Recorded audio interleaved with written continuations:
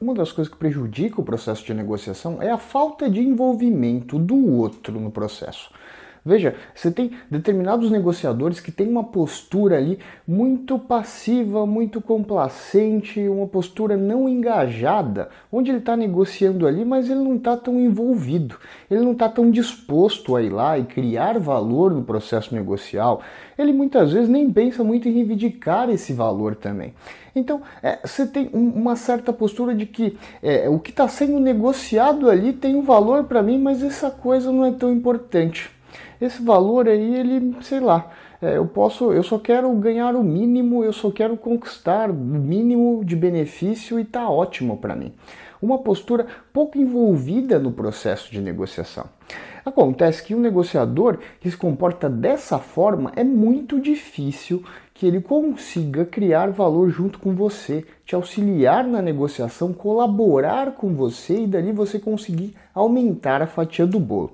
O que acontece é que se você tiver uma negociação onde você, por exemplo, exerce muito controle, sem dar um mínimo de controle para o outro negociador, ele pode tender a ter essa postura. Veja, quando você controla algo, quando você toma para si algo, você fica mais envolvido. Isso é natural, então você pega alguma questão que é importante para você, que você de certa forma aí delimitou os passos, os parâmetros, o que tem que ser feito. Quando você faz isso, você incorpora aquela questão.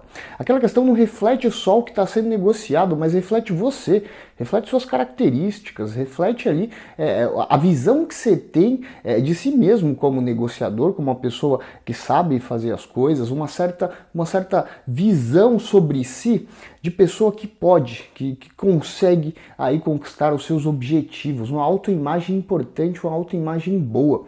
Então, quando você estiver negociando, uma das coisas para você evitar esse comportamento do outro negociador, de não estar envolvido, é você dar um pouco de controle do processo de negociação para ele. Então, você pode perguntar para ele, olha, então, qual que é a maneira que a gente vai fazer? O que a gente pode fazer nesse caso? O que você acha? Questionar para ele das diretrizes, porque cada vez que ele vai lá e ele investe o tempo, a energia dele no processo de negociação, ele toma mais para si isso. Cada vez que você dá um pouco de controle para ele, ele incorpora isso. É como se ele ficasse, de certa forma, mais empoderado, né? No sentido ali de utilizar, de achar ali que ele pode se satisfazer com aquele processo, que aquele processo é parte dele, saiu dele. Se sai dele, é uma coisa que ele deve gastar energia, uma coisa que ele tem ali que se empenhar para fazer, que ele consegue ficar mais envolvido no processo. Claro que eu não estou falando aqui para você dar todo o controle da negociação para ele, não é isso. Mas uma parte desse controle você tem que dar sim. Se você for muito controlador durante o processo, primeiro que o outro pode se sentir intimidado, ele pode se sentir acuado, ele não vai ter o senso de pertencimento ali daquele resultado. Ele não ajudou a construir aquilo, então ele não vai estar muito envolvido. Agora, se você dá um certo controle para ele decidir algumas questões na negociação, aí ele vai tomar aquele processo para si, ele vai de certa forma se dedicar mais, isso vai ser possível que ele crie valor no processo negocial. Então, faça isso. Quando você estiver negociando, observe assim se o outro está envolvido ou não na negociação.